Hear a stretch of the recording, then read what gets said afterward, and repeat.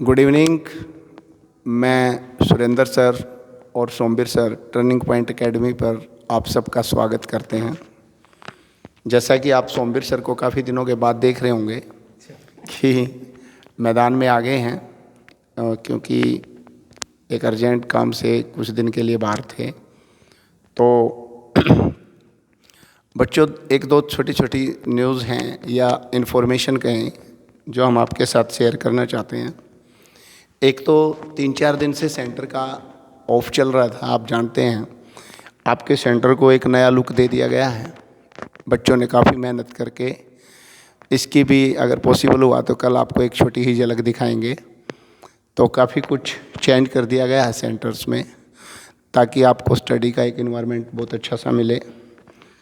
दूसरा, आप सबको पता है कि भाई दिल्ली पुलिस की वैकेंसीज़ 1 सितंबर से आ जाएंगी।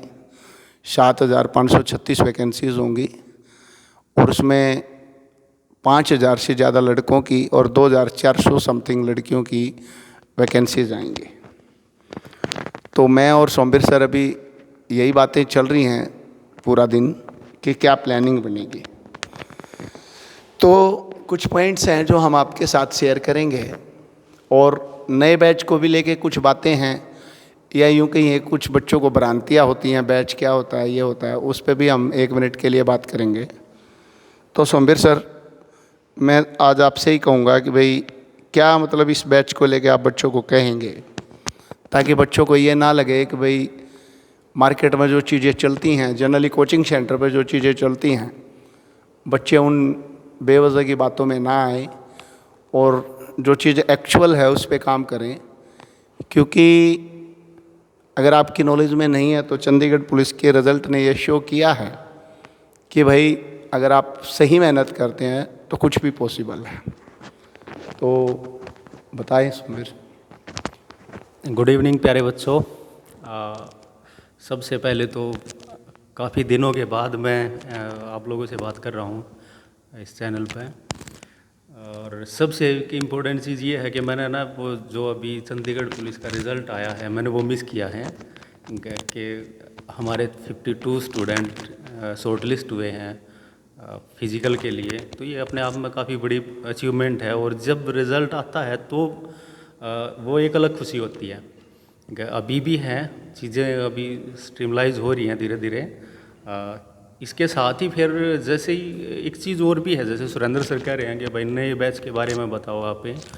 तो नए बैच के लिए बैच तो नहीं है, हम एक छोटी छोटी प्लानिंग रखते हैं, हम छोटी छोटी सी प्लानिंग रखते हैं हम।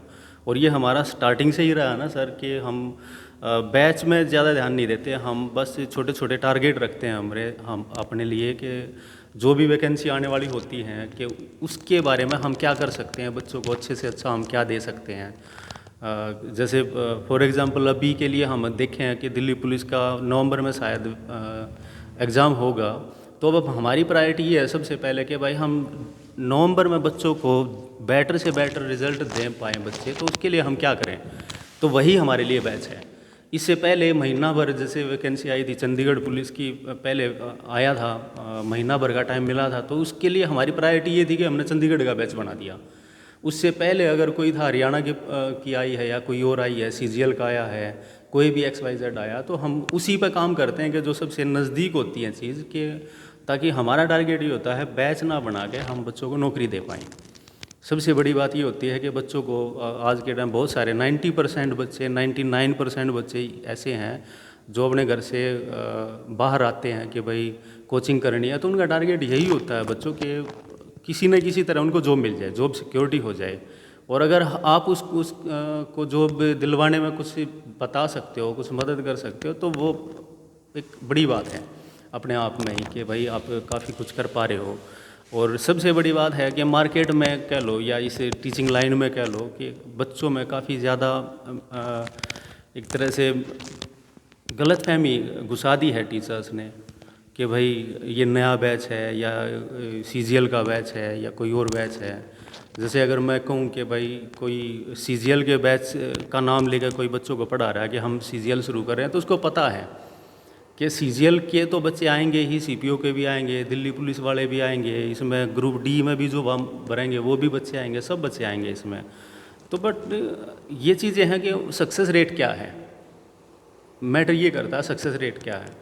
ठीक है, हम ऐसा कभी नहीं कहते कि भाई हमारा बैच ये इसके लिए स्टार्ट हो गया है, उसके लिए स्टार्ट हो गया। हमारा बस छोटा सा टारगेट होता है कि हम बच्चों को अच्छे से अच्छा दे पाएँ और बच्चों को एक सक्सेस दे पाएँ।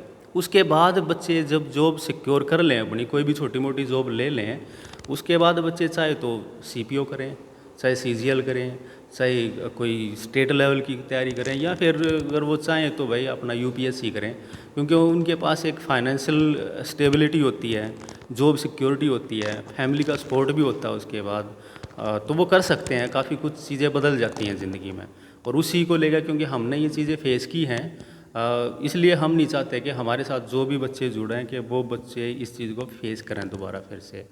तो हम इसलिए बस कोशिश ये करते हैं कि भाई बच्चों को हम बेटर से बेटर हमारी पर्सनल एक्सपीरियंस के हिसाब से, प्रोफेशनल एक्सपीरियंस के हिसाब से, या फिर आप ये कहेंगे भाई सोशल एक्सपीरियंस के हिसाब से, जो भी बच्चों को हम बता पाएँ कि वो अच्छे से अच्छा बताएं हम बच्चों को।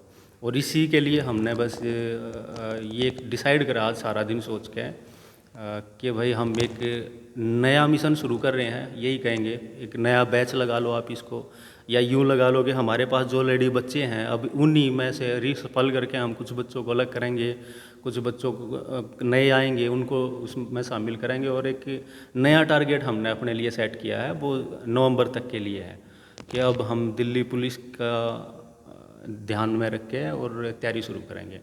और इसके लिए हम कोशिश करेंगे भाई कि बच्चों को ज़्यादा से ज़्यादा हम इसमें सेलेक्ट करवा पाएँ।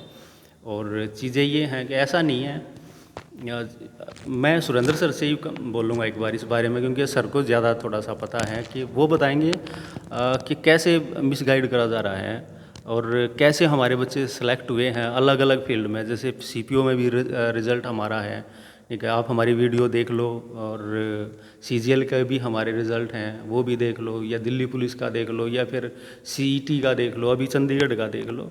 तो ये कैसे पॉसिबल हो रहा है सर, हम तो कोई बैच बनाते नहीं है, ठीक है। उसके बावजूद, या फिर एक तरह से एक मिसकंसेप्शन ये भी है ना कि हम खाली पुलिस का पढ़ाते हैं, फिर ये सीजीएल और सीपीओ कैसे सेलेक्ट हो जाते हैं हमारे बच्चे, ये आप बताओ बस मेरे को, मैं भी जानना चाह रहा हूँ ये बात।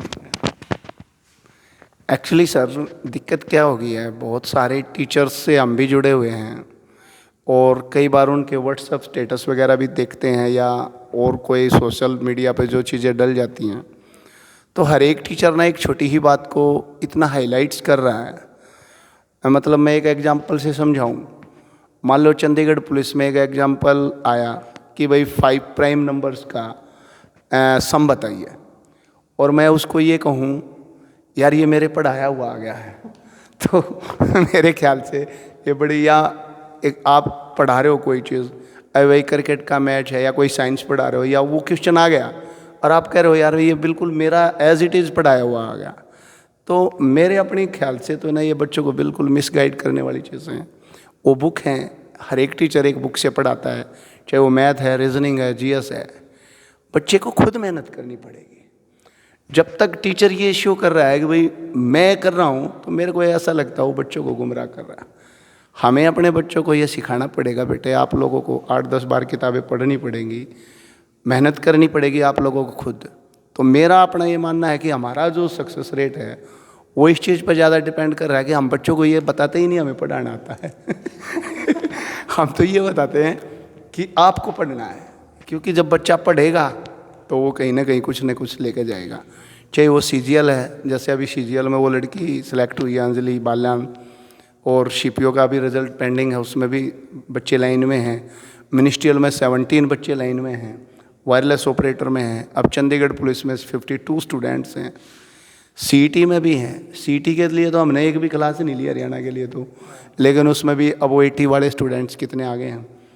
तो मेरे हिसाब से ये मैटर करता है कि स्टूडेंट का पढ़ना बहुत ज़रूरी है, ना कि टीचर का पढ़ाना। हाँ, टीचर की एक डायरेक्शंस होती हैं, कुछ प्लानिंग होती हैं, अगर बच्चा उसको फॉलो करता है तो थोड़ा बेटर होता है। बट बहुत सारे टीचर्स की आदत हो गई है, अभी मेरे ख्याल से 15-20 टीचर मुझे तो किसी का स्टेटस अभी तक दिखा नहीं है। चंडीगढ़ में मेरे 5 हो गए, 10 हो गए पता नहीं क्यों लगा देते हैं। लेकिन अब हम कैसे लगाएं कि भाई 52 बच्चे हो गए हैं और भगवान ने चाहा तो उनमें से उनकी फिजिकल की भी तैयारी चल गई। अब ये स्टेटस या की चीज़ें नहीं है, बट फिर भी बच्चों को गुमराह करने से बचाने के लिए हमने ये वीडियो छोटी ही बनाई है बच्चों कि बेटे हम जो नया बैच 16 अगस्त से शुरू कर रहे हैं वो बैच नहीं है। अगर हम नए बच्चों को इनवाइट कर रहे हैं, आओ भाई हम 16 तारीख से आए हमारे पास एडमिशन लिए, बैच का मतलब ये नहीं है कि हम नए बच्चों को या दुनिया को ये बताना चाह रहे हैं भाई हमारे 52 बच्चे लग गए हैं चंदे, अब हमारे पास आओ, हमारे पास फीस जमा करवाओ, हम तुम्हें तैयारी करवाएंगे, 2 महीने में ये बनाएंगे वो बनाएंगे। ये सब झूठ बातें हैं। हम नए बैच का मतलब है भाई एक मिशन है अब 2-2.5 महीने का, उसमें सीपीओ का भी एक एग्ज़ाम है बीच में अक्टूबर में, और ये दिल्ली पुलिस का भी है। हमारा टारगेट है कि हम सीपीओ में और दिल्ली पुलिस कांस्टेबल में मैक्सिमम स्टूडेंट को सिलेक्शन दिलवा सकें, ना कि एक बैच है। बैच का मतलब ये भी नहीं है बहुत ज़्यादा इनवाइट कर रहे हैं, बट ये भी है कि कुछ बच्चे जो गुमराह है अगर हमारे साथ जुड़ते हैं तो उनका वेलकम है।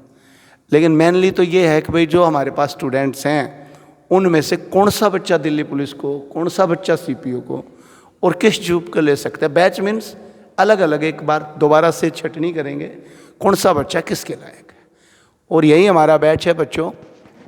बैच का मतलब ये नहीं है कि हम इनवाइट कर रहे हैं भाई आओ हमारे पास आओ, हम बहुत अच्छा पढ़ाते हैं, नहीं, आपको सिखाएंगे कि आपको पढ़ना क्या है और कितना पढ़ना। थोड़ा है बस एक लास्ट बात के साथ ये बात भी कहना चाहूँगा मैं पर्सनली तो कि हमें नहीं लगता बच्चों को कोचिंग की ज़रूरत होती है। हमारा स्टार्टिंग से ये मानना है कि कोचिंग तो बेटा 3-4 बच्चे आपस में बैठ के जब मिल के करेंगे क्वेश्चन तो वो कोचिंग इनफ है। हमें डिस्कस करनी है चीज़ें, हमें छोटे छोटे टारगेट सेट करने हैं, हमें अपने सारे चैप्टर्स क्लियर करने हैं, वही हमारा मानना है, वो सिलेक्शन का रास्ता है। कोचिंग एक कोचिंग सेंटर की टैगलाइन है। आपको अच्छे से अपने डिसीजन लेने हैं, अपना टाइम और पैसा बर्बाद मत करो, अच्छे से पढ़ो बिल्कुल रिलैक्स माइंड से। और दिल्ली पुलिस कितना बड़ी वैकेंसीज़ हैं, मेरा तो ये मानना है बहुत सारे बच्चे लग सकते हैं। और ये अगेन हम एक अपनी तारीफ में कहेंगे अगर भाई दिल्ली पुलिस का तो हमारा एक्सपीरियंस बहुत तगड़ा है, तो हमारा ये मानना है कि मिशन 50 हम दिल्ली पुलिस से भी निकाल देंगे अलग से एक, और भगवान ने चाहा तो सभी बच्चों का अच्छे से सिलेक्शन होगा। तो सर असल में क्या है कि जैसे दिल्ली पुलिस में या चंडीगढ़ पुलिस में आज तक जितने भी या कहीं भी सीजीएल में कहीं भी हमारे कोई भी बच्चे सेलेक्ट हुए हैं, उसके पीछे खाली ये नहीं है कि भाई हमने बैच बनाया और पढ़ा दिया और छोड़ दिया। उसके पीछे एक रीज़न ये भी है कि हम लास्ट तक बच्चों के साथ रहते हैं। ये बताओ सर कि हम लास्ट तक बच्चों के पीछे पड़े रहते हैं कि भाई अब आपको ये करना है, अब ये करना है। फॉर एग्ज़ाम्पल एक छोटी सी चीज़ है, जैसे मैं नहीं था यहाँ पे, बट जैसे ही चंडीगढ़ पुलिस का रिज़ल्ट आया, नेक्स्ट डे सुरेंद्र सर बच्चों के साथ ग्राउंड में थे, ठीक है। और मेरे पास जो वीडियो थी वो आई थी, सारी की सारी चीज़ें मैं देख रहा था, तो नेक्स्ट डे ग्राउंड में थे। और अब डेली का यही रूटीन हो गया। तो ये चीज़ें भी हैं, और जब फिज़िकल हो जाएगा तो हम मेडिकल होगा तब मेडिकल में भी वहाँ पे भी मिलेंगे।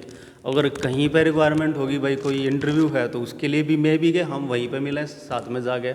तो हमारा बस ये होता है कि इमोशनल टच कह लो कि बच्चा जब तक सेलेक्ट ना हो जाए, बच्चा जब तक अपने पैरों पर ना खड़ा हो जाए तब तक हम उसके साथ रहें, बस इतना सा है।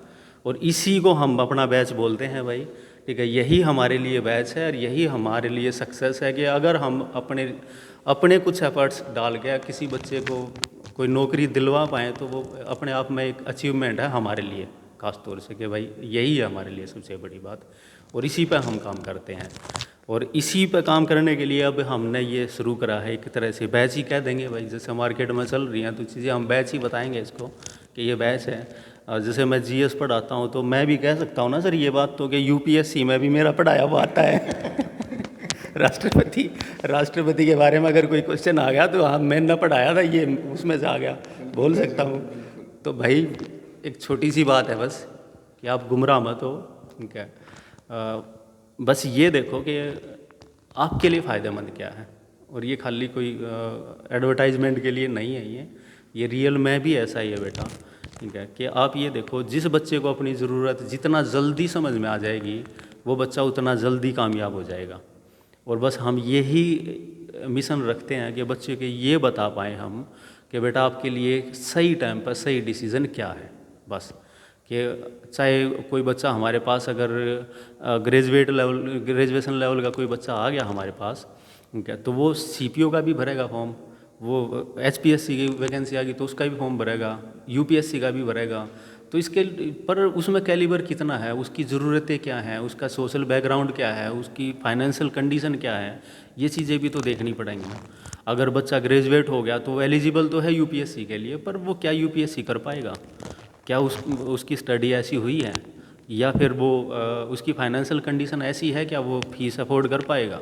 तो ये बहुत सारी चीज़ें होती हैं जिनको देखते हुए हम बस बच्चे को ये गाइड करते हैं, बेटा इस टाइम पे आपके लिए ये डिसीज़न ज़्यादा बेटर है। और वो हमारे हिसाब से जो भी सुरेंद्र सर और हम जो भी मिल के डिसीज़न करते हैं वो बस ये है कि उसमें उसी वजह से हमारा सक्सेस रेट थोड़ा सा ठीक ठाक है, ठीक है।